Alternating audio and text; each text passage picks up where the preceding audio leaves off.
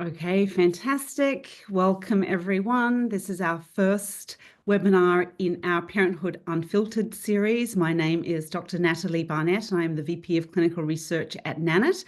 I am joined by some amazing panelists today. I'm going to just let some folks join the webinar before we get started, and everyone is trickling in, jumping in, which is great to see. We're really excited to have this amazing lineup of speakers today.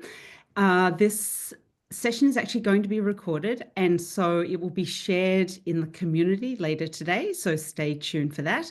And also, if you stay until the end of the session, you will find out who is going to win the giveaway for at the end of this webinar, which is a Nanit Light and Sound machine.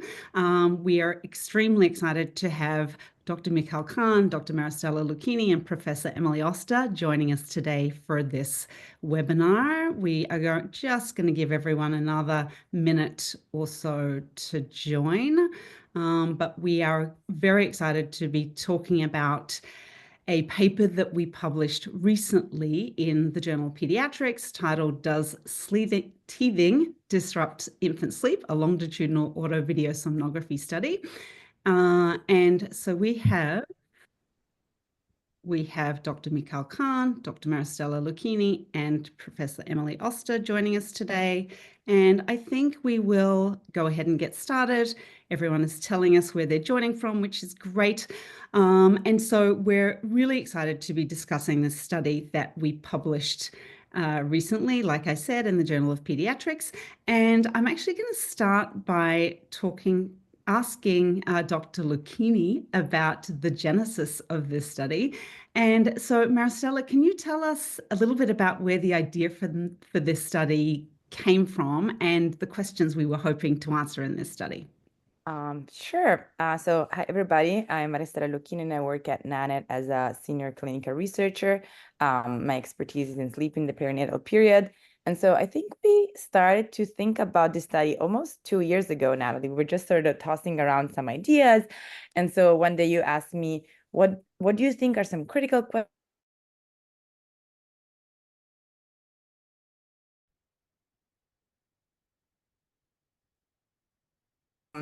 Oh no, you guys all froze. Can you hear me now? You guys froze for a second. Okay, good. Yes, you froze for a second. Me too. Good. So right away, I started thinking about teething because around that time, I had a 6-month old baby, and it was my third baby. And so I started thinking, wow, I just feel like things have shifted so much from my first baby, when every time my baby cried, I thought it was teething and everybody was telling me it was teething. And now I just know so much more, and I cannot find anything in the literature. And I'm like, we need to answer this. So I was like, I think we are the right people to do this. And so we just started to reach out to, some people in academia, so Michal and Emily Oster, to say, you guys need to join our team on the quest to find answers about this question. And so what we were hoping to answer was,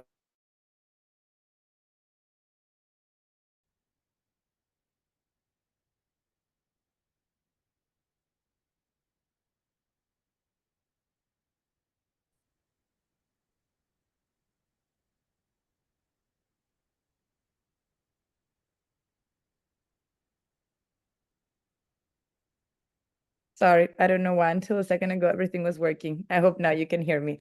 Yes. But yeah, what we wanted to Well. understand was just the difference between what parents perceived and how kids were actually sleeping, and if we could give some.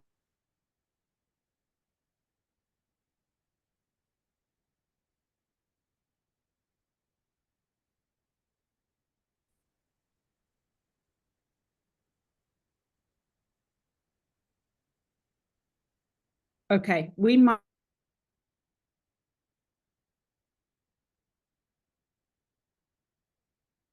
So I'm sorry about that. Actually, Emily, I'm going to pass this one to you. Can you tell us a little bit about the study and the results of the study, and what it actually means for parents? Yeah. So in the study, we took data from 849 infants between the ages of 3 and 18 months. And we have data over a 4-week period in which they are monitored by what we call in the paper audio video somnography, or as this audience will know it, a nanit. And we also got information from the parents about timing of teething. And so the basic idea in the paper, the very simple idea, is to say, are you actually seeing evidence of more sleep disruptions on the days of teething than on other days? And so in some ways, a very simple question. And some of the results you can see very simply. So like for me, my favorite graph in the paper, because we always have, it's like your favorite child, like all the graphs are nice, but one's your favorite. And for me, my sort of favorite graph in the paper is when we can just see the kind of days over time around the time of teething, and you can see several different measures of awakenings and parent visits and so on, and you just don't see anything. Often, like I tell my students, if you look at that graph and you tell me like, pick out the teething days, if I hadn't told you where they were, you wouldn't pick them out. And so really that's kind of the headline result here. And there's a few other things we do, but that really, as objectively measured, we are not seeing changes in sleep patterns around the time of teething. And that's the headline. So, okay, which was pretty amazing result and headline. And we also, analyzed these data, several different ways, and, did sort of a very, thorough analysis, of these data over a long period of time. And so it was really exciting to see that we consistently saw these results. But Michal, if parents are often reporting that their babies are, that have sleep disruptions, and they very often blame it on teething. If it's not teething, what might it be? Great question. So there's so many things that could impact infant sleep. It's, one of those things that's super sensitive to a lot of different developmental changes and changes that infants can't really tell us about. So we're left guessing and trying to understand and to attribute the reasons. It could be anything from a medical issue that's underlying awakenings, issues with the skin sensitivities or allergies or sleep-related breathing issues like obstructive sleep apnea and things like that, which are medical. It could be something related to digestion. When very young infants could simply be hungry. Their digestive systems are so tiny that they might still need to be fed during the night. And it could also be the very natural fact that we all wake, we have these little awakenings between sleep cycles. We all have them even now, but they don't get registered because we're so used to them. And we know how to put ourselves back to sleep, us adults, but infants don't really know how to do that yet. So when they have these mini awakenings, these little awakenings between sleep cycles, and they don't know how to soothe themselves back to sleep, that mini awakening could become a prolonged awakening, which of course wakes us parents as well. And it takes time to learn, how to put yourself back to sleep, how to soothe yourself. And that's why we see a lot of disruptions and awakenings during the night, oftentimes in infants.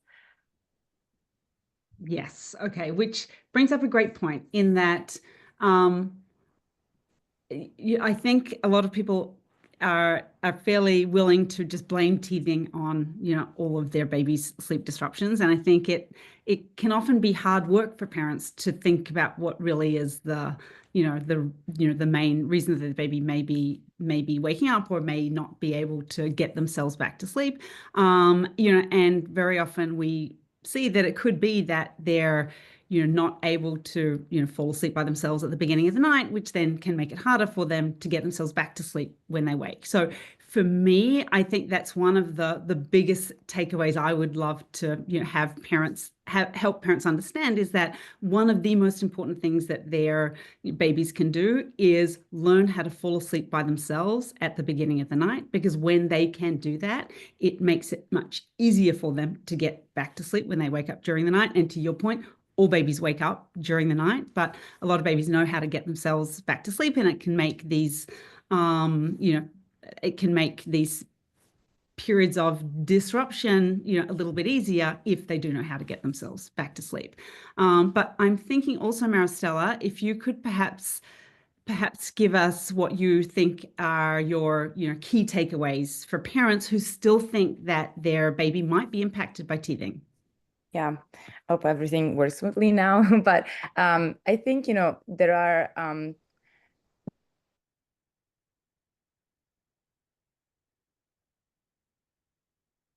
can't. Can you hear me? I don't know I can why, hear you, guys. Maristella. Can you hear me? I can hear you. Then I'll just stay without videos, guys. You Stay with sound that like video. Yeah. I'm sorry. I was thinking, I remember during the day, the kids might be a little bit fussy. And I think it's just so easy sometimes to approach the night being very stressed about it and, being a little bit on the lookout for a lot of these signs. So I think that that's also something that, I can imagine it can influence a lot of the parental perception. When the day has been rough, we get sort of prepared for a rough night.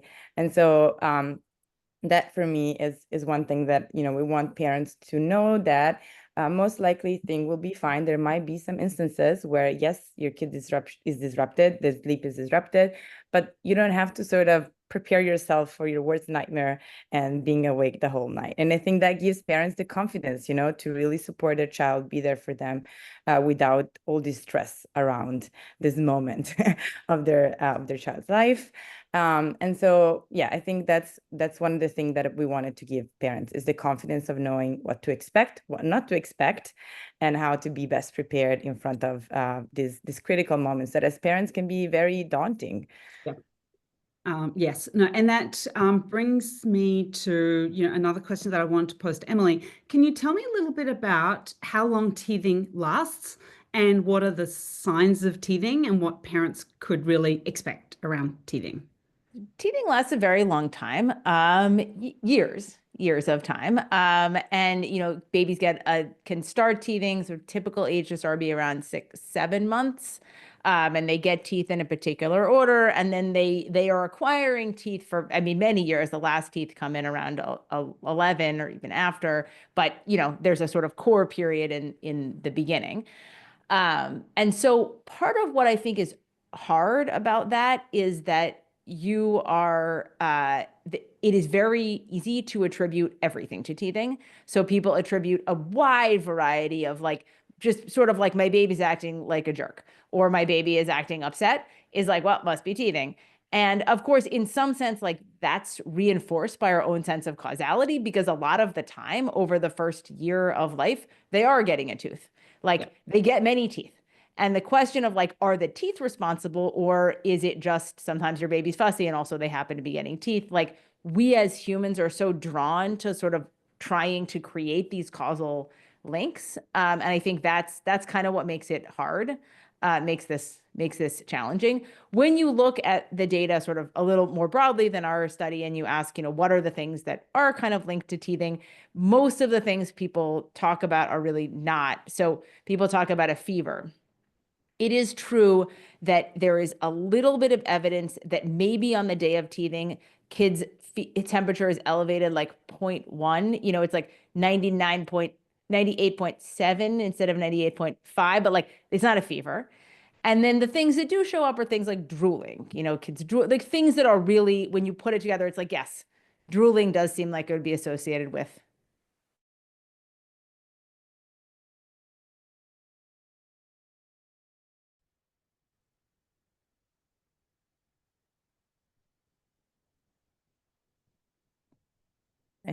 I think I'm sorry. Okay, I think we're back. Yes. I apologize. I ended what I said, but then I'm on good internet. Same here. I don't know what's going on today, guys. I'm really sorry. I think maybe there's so many people in the webinar. It's a good reason. I'm not too sure. All right. Okay. We're going to just keep plugging away. Michal, I'm going to ask you. We had lots of comments on social media about this study, and I'm wondering if you could address some of the limitations of the study, perhaps. Definitely. Yeah. So I think, each study has limitations. The world is there's nothing perfect, although we would always like to think there is something, but nothing is, and our study is no exception. So there were a few things that I think would be important for all the folks listening to keep in mind. So one of the things I think there was already a question about, and that's the use of medication or strategies to manage teething issues, which could impact the effects that we saw or did not see. So we did ask parents how they managed teething symptoms. We asked them whether they used any type of medications, and they said which types, and whether they used any teething cloths or anything the babies could suck on, or necklaces or anything like that, and they all reported that. But what we didn't do was we didn't collect this data on a night-to-night basis, which of course is hard to do when you're doing a study, because you have to bother parents a lot to get that information. And when we plan these studies, we always need to kind of figure out what would be reasonable to ask parents to do. And, there's always a trade-off there, because we appreciate the data that's, people are willing to give us, but we don't want to burden them too much. And so here, in terms of this issue of how they manage the symptoms, we asked a general question.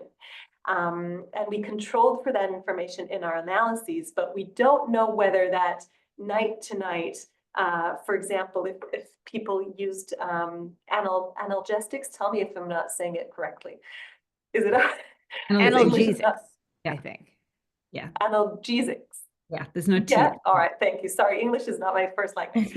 So we do not know whether there were specific effects if on the nights that these medications were given, sleep was perhaps did not differ from nights of non-teething, whereas if medication was not provided, maybe there was an effect. And that's kind of something that would be really interesting to investigate in the future. If we could get, for example, nightly logs, and then we would have a more kind of fine-grained picture of what exactly happens and how these management strategies affect teething symptoms more generally and sleep specifically. And I think one more limitation that is particularly, I think, interesting and kind of begs for further research is asking parents in advance what their expectations were.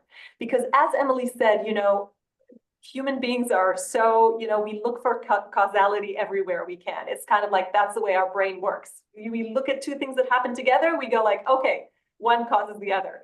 And it brought us pretty far, right? We managed to figure out a lot of things thanks to that. And sometimes our expectations could impact the way that we perceive reality and attribute causality where maybe it doesn't exist. So one thing that we did find here is that parents actually reported that their infants, when they looked retrospectively, they did say that on teething nights, their infants slept more poorly. They had more awakenings, they slept for shorter periods, their sleep was more disrupted.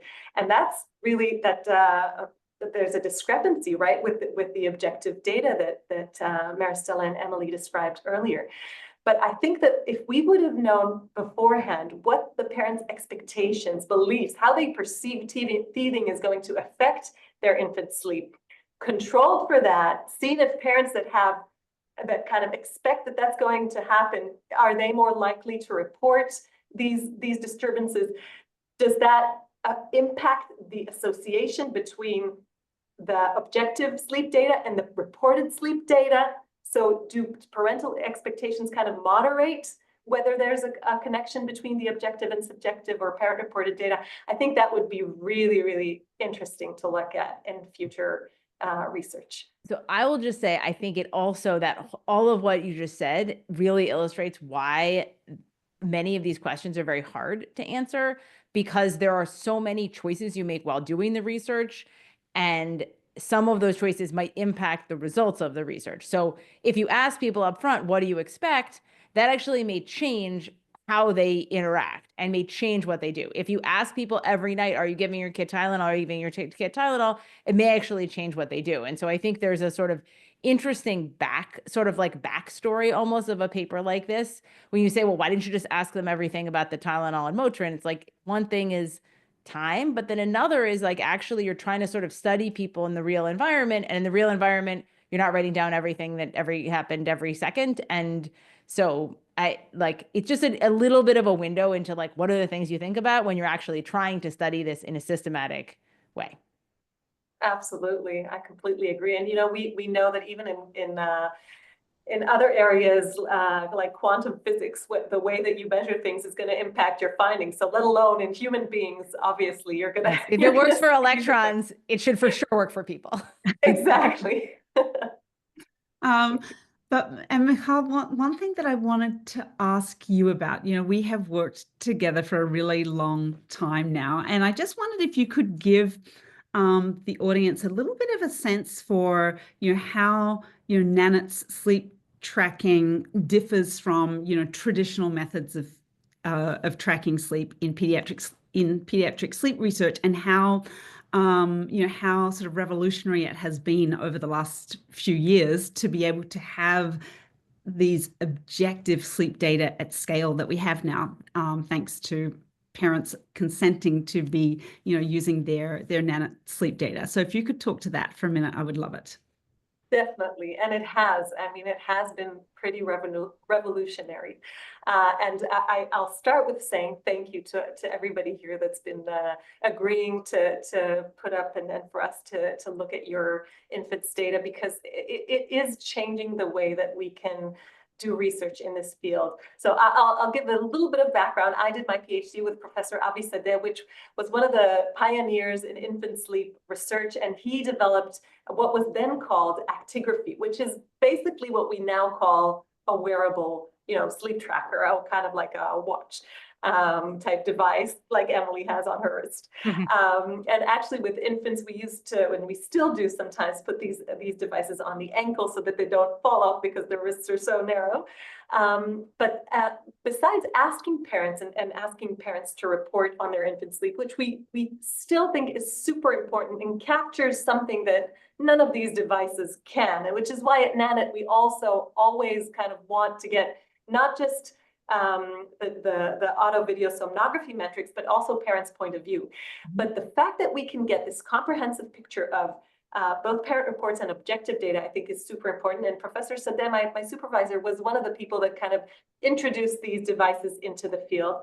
But if you need to give every family a watch, or an actigraph, a wearable device to put on their ankle, there's only so many devices and infants you can include in a study. So a big study for my kind of PhD, was back in 2010, a big study would be 100 babies, maybe, that was considered a large study to have objective infant sleep data for.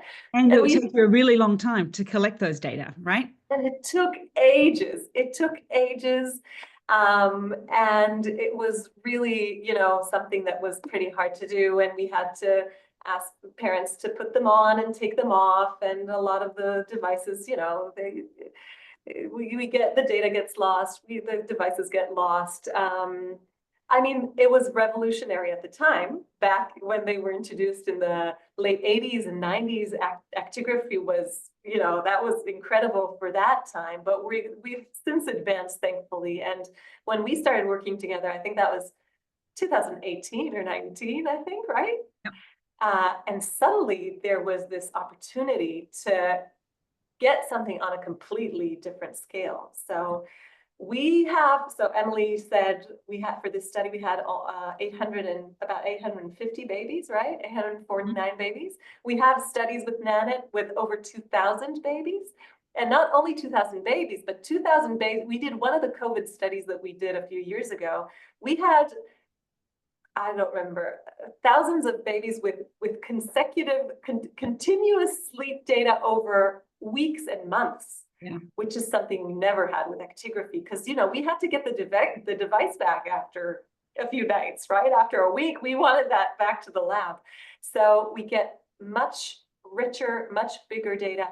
We get data that is just naturalistic because it happens anyway. The camera is there above the crib, and it just collects all of this data that's automatically translated into the sleep metrics that we need. And maybe the last kind of amazing thing for me about this is that we also know something not only about the infants, but about parent behavior, which, infants sleep within a system. They don't, there was a Donald Winnicott was a psychoanalyst, and he has a famous sentence saying, "There's no such thing as a baby," or "There's no such thing as a baby without the mother," because they go together. Yeah. And, you know, it could be the father, it could be a caregiver, right? This was many, many years ago. But my point is that infants sleep and live within a system.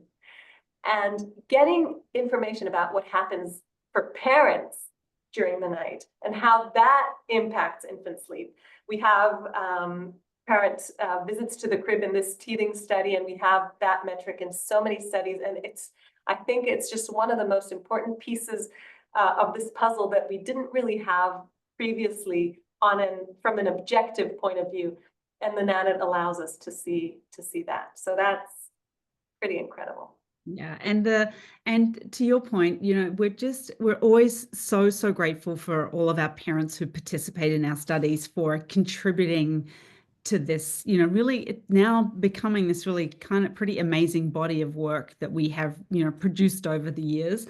And it just wouldn't be possible without our parents consenting and participating and completing all of the surveys that we're, you know, asking them to complete. And we're just so grateful for it. And it just really is moving science forward in a way that we were, you know, just didn't think was possible, you know, 10 years ago. So we're always just so grateful to all of our parents. So, and it's just the power of these two things together, you know, of our, you know, parent report data, as well as the objective sleep data, the power of being able to combine those two together just means that we can, you know, really can do so much with the technology and with the data that we have. So to that point, Maristella, can you tell us a little bit about how this study sort of reinforces Nanit's mission of using, you know, data-driven insights to empower parents? Yes. So one thing that I would say that for me was just amazing about this study is that I think, you know, Michal, you gave an amazing explanation of how Nanit has, you know, introduced this revolution in the way that we study sleep. One other thing is that if you think about a traditional study, we don't know when the child is teething. And how would have been able to give them an actigraph or study them exactly around that time, right? And I think the fact that we have this sleep data and that Nanit is there allows us to see events that we might have missed, you know, with traditional sleep analysis. So I think that, you know, as you were saying, Natalie, the availability of this data, the availability of parents to collaborate with us is really unlocking you know, questions that would have taken ages, or even like it would have been truly impossible with traditional devices to address. And I think that, you know, what I was saying before about giving parents confidence, this is the trajectory. We want to start from the data, bring parents in, bring the best scientists in, use this data to understand how things work, and then bring it back to you guys that have given us all your time and data to tell you, this is what we think works best. And this is, you know, the tools we want you to have so that next time you have a rough night, you will feel more empowered. And I think that sort of this study helps us understand our mission as Nanit Lab researchers to, you know, to close this circle. And just and I think that this is something we're trying to do every time we publish a paper, just that it doesn't just stay a piece of paper, but that, you know, this comes back to the people that really need it. And I think, you know, we have all been there. We all have kids, and here, you know, among the panelists, we've all had those rough nights. And I think, you know, we're happy to be there with you when the tough nights happen with our, you know, hopefully you remember all these things that we've talked about today. And look, I think all of us, you know, to your point, Marcel, all of us on this call have, you know, kids and have, you know, a background in, you know, data analysis and want to help parents, you know, and we want to be able to have, you know, parents make sort of data-driven decisions, because that's what we do in our, you know, in our everyday lives. But we want we want those data to be we want to be able to simplify things for parents and help them understand what is going on, so that they can feel more confident and not completely overwhelmed by this new job that they have, that they had completely no training for whatsoever, and to try and help them navigate that a little bit. So if we're contributing to that a little bit to make lives a little bit easier for parents, I think that's kind of what we're all wanting to do. Emily, anything else you want to add about the study, or that any other takeaways around teething specifically for parents that you wanted to add? I don't think so. I mean, I think, I guess the last thing I will say is, I spend an awful lot of time talking to people about, I wish the following question would be answered. And, in medical research, they tend to answer questions that are like, this is going to contribute to like this medical procedure, or, saving money in this way or whatever. But there's so much in the experience of parents where your experience of parenting would be better if you knew more. And there's no like patented thing, there's nothing here where you'd say like, now because we know this, we can like specially patent, teeth protectors or like, and so that kind of study is hard to, it's in some ways it's just not done as much as something where at the other end of it you could say, here's the product that I'm selling associated with this. And so I think, for me, using the fact that parents are using the Nanit and that we have this data, sort of using that data to answer questions that really matter for the experience of parents, that feels important to me in a way that's undervalued often in the kind of research literature. Yeah. It's not, I don't think it's undervalued in the parent community, though. I think the work that you do particularly is so, incredibly important, and we're just so grateful to be, to be collaborating with you. The other thing that I just wanted to pose to Maristella, can you think of some other studies that we have in mind or that we're thinking about that are using, Nanit's technology to investigate other, perhaps, I don't want to say infant sleep myths, but maybe some other topics that parents are struggling with. Or, so let's start there, and then I'm going to jump to Emily and ask a similar question. Sure. So I'm going to take the risk and see if maybe this camera thing works, but just wave at me if it's not. But some of the things that we are very interested in are similar to this type of study, where, as Emily was saying, it's not anything maybe revolutionary, but they could give practical tips to parents. And I'm thinking about, some studies that we're looking at motor milestones. Very often we talk about the fact that when these motor milestones happens, sleep could be disrupted. And this is something that is similar to teething. We don't know when your baby's going to start walking. We maybe see some signs, but there's going to be that day. And I think all of us parents remember that moment where all of a sudden they were cruising along and then just, let it go and start walking. And so there are some of the similar questions where we can leverage our technology to see how these big events, are they really disrupting sleep? In what ways? For how long? What are the best ways that we can support parents? Or around some other things like, these big decisions as parents that we have to take, am I going to give the pacifier to my baby? For how long? How does that going to impact sleep?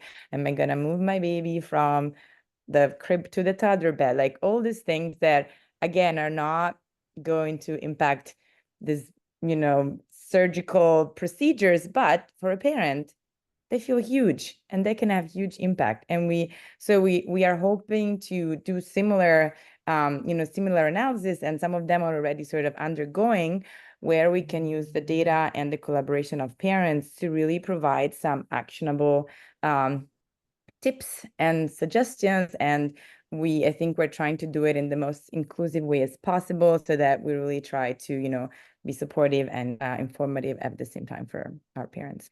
Yeah. And to that point, Maristella, I think one of the great things that we have the ability to do is to be able to translate our studies and put nuggets of information or tips and recommendations into the app, which we're then sending as tips, every week or every couple of days to parents. And we really think that those tips are very helpful to parent. All of the, anecdotally, we see that, parents are responding well to all of the tips and recommendations that we're sending. And so it's one of the things that I love the most, is being able to, take the work that we're doing and go, hey, you know what? We need to get this into the app as a tip. And we also have the ability to use your objective sleep data to then be sending sort of personalized tips and recommendations, not just random tips, but these are tips that are really relevant to you at the right time, hopefully. So that is our goal. So Emily, just moving on from what adding on to what Maristella said, I wondered if there is anything that jumps out at you as an obvious question you would like to ask, or a next study that you would love to do. Oh my goodness. I'm putting you on the spot. Yeah, I mean, so sleep is one of the top 3 questions that this is the the gold of all parents. And so, I guess I would pull out a couple things. So one is this question of sort of having the baby in the room. I think that, AAP has gone back and forth a bit on, how long should you have your baby in your room? And I think the evidence in favor of any particular amount of time is quite weak. And we have a little bit of evidence on sort of sleep patterns later with moving kids earlier, but I think a more detail on both what are people doing in terms of when are they moving kids to their own room, and then thinking about how that changes sleep. And I think this is part of where the Nanit data could be quite useful, because even though the timing is not going to be random that people choose, there will be a moment at which people move their kid, and sort of thinking about what happens in that moment. I think that would be pretty interesting. The other thing is, I really think we should look into, we should do something around how it's important to put your kid to bed early. That's a motivated way to express the view, but I think that this kind of people are afraid of an early bedtime, and I think that you should not be afraid of an early bedtime, and so I would be interested. Your best friend. It's your best friend as a parent. Your best friend is the early bedtime. So I think those are kind of 2 things I'd be interested to do in our next bucket. Yeah. Okay. Love it. All right. We can work on that. I think we've actually started working on one, haven't we, Maristella? Excellent. And Michal, I wonder also if you could talk a little bit about some of the other studies that are using auto-video sonography these days, or some of the other studies that you've done using Nanit and auto-video sonography. Sure, yeah.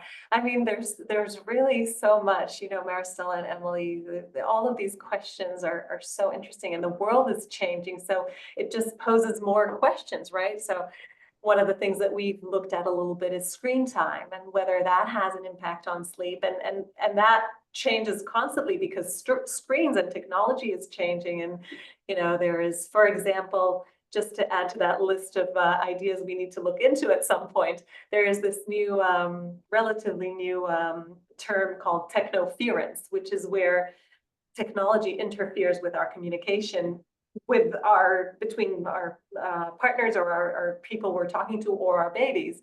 How does that impact sleep? What does that do to our communication and the way we take care of our babies and put them to bed, et cetera?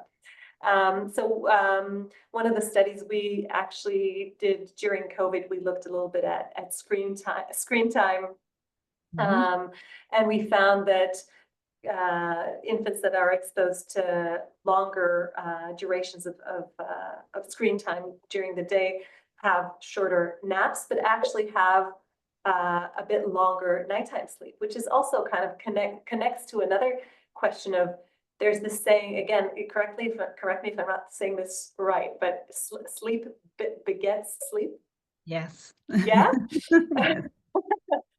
So that's another kind of, is that a myth or is it true, right? And one of the things that we've seen in our data is it seems that it's not such a clear-cut relationship as infants that sleep compared to their age. Of course, because sleep develops constantly, but infants that sleep more during the day actually sleep less at night.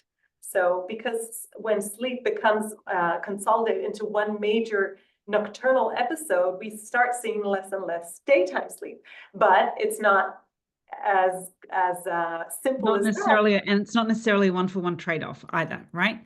Exactly, and it's not a one-to-one trade-off in terms of duration of time. And we also know that infants that can soothe themselves to sleep during the day and can soothe themselves to sleep at the beginning of the night also tend to sleep better during the night. So there are a lot of different things here to consider, including age and whether they already have this ability to put themselves to sleep, but also when are they sleeping? So we do like even thinking about that question of when is the best time to put them to bed.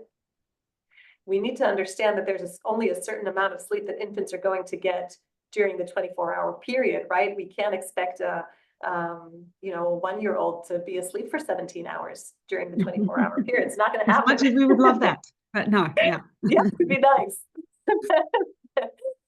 So, and then, if we make bedtime a bit earlier, then wake time is probably in the morning is going to be earlier. A bit earlier too. And that has to be traded off with daytime sleep and things like that. So that's one of those are a few things that we are looking at. We're also looking at interventions, which is, as a clinical psychologist, for me, it's one of the things that I'm always most interested in, because I think, Natalie, you were saying before that kind of going into the clinic and getting ideas like the ideas that have already been put in the chat. I see somebody asking about vacation and medication, all sorts of things. So you always get ideas from people that you work with in the clinic, and then you take them to the lab, you get the chance to test them, and then you bring the evidence, and that informs your clinical work. So we've been looking at how interventions, behavioral sleep intervention, sleep training, how that impacts sleep, and at what age, and kind of like which types of interventions would be beneficial.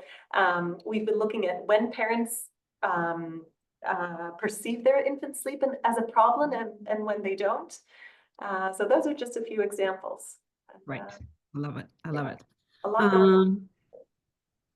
Okay. All right. We have got a couple of questions in the chat that I think I would love to get to. Okay, Maristella, this is going to be for you. How do you manage sleep on vacation? Do you have to get a separate room or not? I'm going on my first vacation and would love some tips and help. Please feel free to join in this response, because I feel like it depends so much on, the ages, the setting. If you're going to an hotel, if you're going to an Airbnb, are you going by yourself? How many kids do you have? And I think I've done the whole spectrum. And but I think, for us, especially when we had a baby, so I have a 3-year-old, and then I have a 8 and 10. So there was a little bit of an age gap. So the schedules were different, and I feel like at that point it was really helpful to have separate spaces. So for example, we preferred to go where we could rent little apartments rather than rooms, just so that everybody could have a little bit more independence and enjoy more that time of vacation. I always try to understand if they have blackout curtains. Otherwise, I try to bring something to make the room dark. It can, especially if there's a time change. We go often in Europe because we have family there, and so really it really helps to give this signal that it's time to go to bed, no light. We take them out during the day, get plenty of sunlight. So I think that there's some of these logistics that is really helpful to know ahead. It's rough when you get there, and then all of a sudden you realize there's no blackout curtains. What am I going to do? Ask before, ask some of these logistics, and and then the other thing that I always think about, we often go away with family, just also sets expectations. If you're going away with someone else, they might have different bedtime schedules. I think, having these conversations ahead sometimes can help. Be there, be prepared, and not arrive where the cousins go to bed at 11 p.m. and your kids go to bed at 8 a.m. That everybody is upset with one another. So yes, set expectations. I think that's great. And one of the things I always love to recommend is to, if you can, as best you can, try to recreate your home environment as much as you can, and when you're on vacation. And this is really, I'm mainly talking for sort of, young infants and toddlers at this point. Which is another reason that I want your home environment to be as simple as possible. I want it to be that the room is dark, you have a white noise machine, and you have a clear crib. That's it. So that is a really, really easy thing to replicate when you go somewhere else. You bring your white noise machine, you have your pack and play, or you have a crib there, and you make the room as dark as you can. baby should sleep there just as well as they do at home. That said, it could be for a couple of days that it smells a little bit different, it feels a bit different, they're a little bit off. It's fine. You will just sort of ride it out for a couple of days. If things do get off track for a couple of days, don't worry, you can get right back on track as soon as you get home. So, and what we don't want to see is that, and because travel can disrupt sleep for sure, but what we don't want to see is that travel disrupts sleep for 3 months. It should be just a couple of days, and then you're back on track when you get home. And usually kids have that one item that they really like, that one book, that one stuffy. Like if you can bring one thing, that usually is a great way to sort of help them navigate the fact that it's a whole different place. That's why it's really important to only have one crucial item and not to have your kid have to sleep with 7 stuffies, because then it's very hard to travel. A whole luggage of. I'm just letting you know, having learned from my mistakes, my friends. One stuffy. And the other, also having learned from experience, the other thing that I would highly recommend is getting 3 or 4 of the same lovey and rotating them through. It doesn't always work. I just want to be clear. If they get a special hole in them, then you cannot replicate that hole. Them anymore. Very true, very true. And I have my son in the other room who literally has a hole that he has his hand go through in his lovey still and he's at, anyway, I don't want to say how old he is, but he still has it.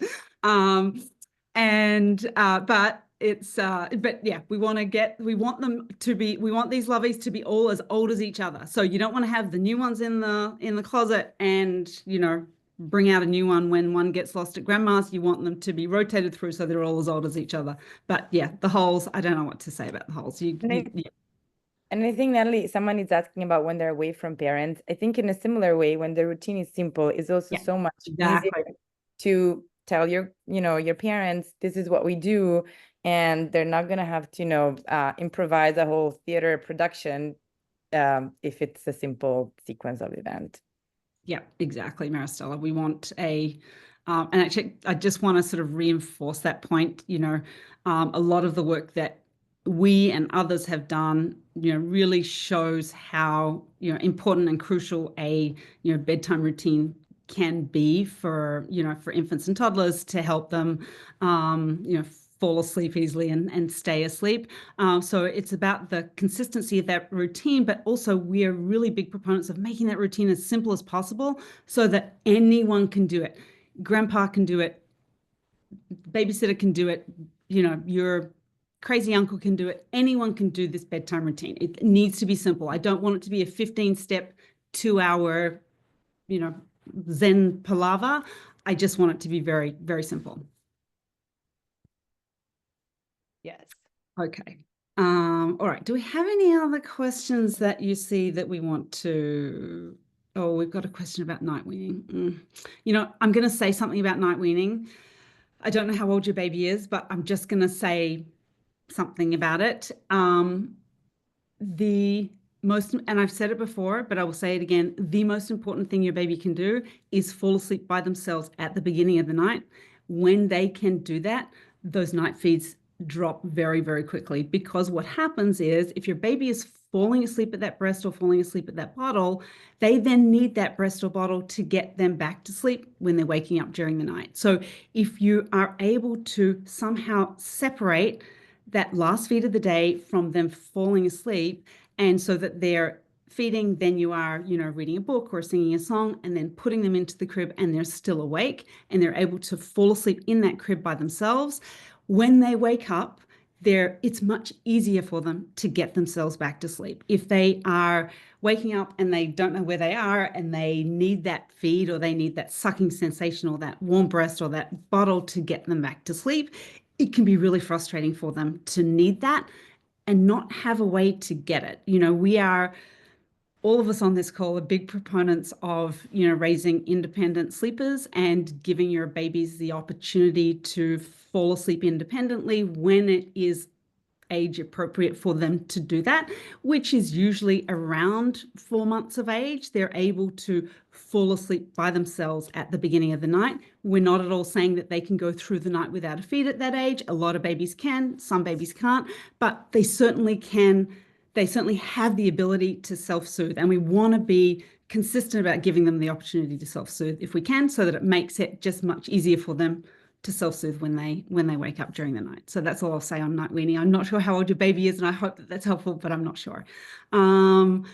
We haven't got too much longer to go, but is there anything anyone else wants to add? Maristella, Yeah, I Emily? saw a question about noise, and they're asking to really cancel out noise from a TV or something.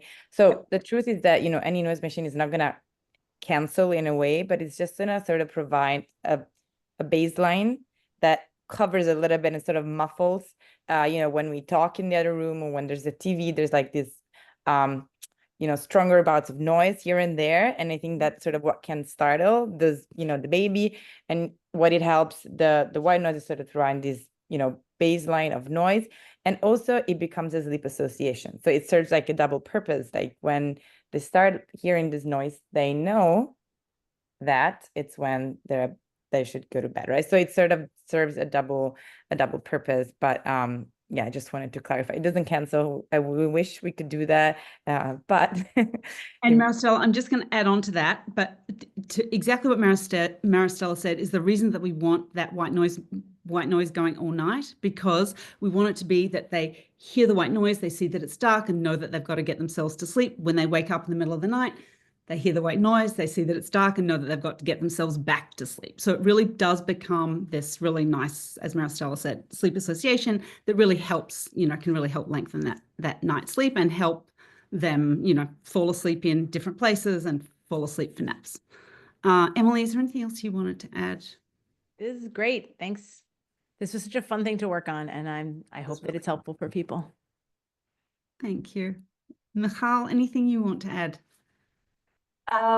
Yeah, I want to join Emily in saying how great this has been, and it's always amazing to work with you guys and to look at this amazing data.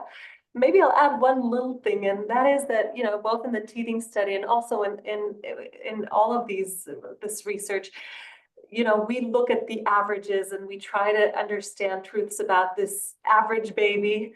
But each of you has, and each of us, our own individual babies, and there are so many factors that could be impacting, when they learn to fall asleep independently, how they are, if you have more than one child, you could already know how much of it, it's not just us, it's so much about them and their temperament and what's going on in your life and in the world and in the system, the family system, etc. So, I think it's really the best way to understand more is to do these studies and learn about what most infants are like and when these things usually happen. But also we have to respect the fact that there are going to be some individual differences, and that each of you has to be kind of attuned to where your baby is at, and maybe if they need a little more time before they, learn how to do something, that's okay too. You just need to keep giving them the opportunity to try and learn that, and they'll get there at the end. Yep, I love it. Thanks, that's Michal. my addition. Thank you. And Maristella, do you have any last comments? I just wanted to echo what Michal was saying, and I think it's not just where your baby's at, but as you were saying, also as a parent, where you're at. I feel like with 3 kids, they not only they were different, I was different as a parent with each of them, and so I think we try to give you the best information, and so then that trickles down different in each different family. So yeah, and that's why it's also always exciting when you provide those very personal information through all those questionnaires. It's super valuable. We couldn't have done anything of this or anything that we do without everything that you share. So thank you. Yes, thank you. Beautiful parents. And I just wanted to quickly say we have a winner that we wanted to announce, and her name is Jackie Peralta. So congratulations, Jackie. Well done. And I'm just so grateful to Michal and Emily and Maristella and Shem Havi, who is not here, who is also a co-author on this study, for contributing to this really amazing paper, and thank you so much for joining us today for this webinar. We hope it was helpful. Thank you all for being Nanit parents, and if you're not Nanit parents, we hope you will be soon. And we're really always just so happy to be able to do these kinds of studies, and we feel very grateful to be able to do this every day. So thank you all. And yeah, so thanks everyone. Enjoy the rest of your day, and we'll see you all soon. Bye, everybody. Bye. Bye.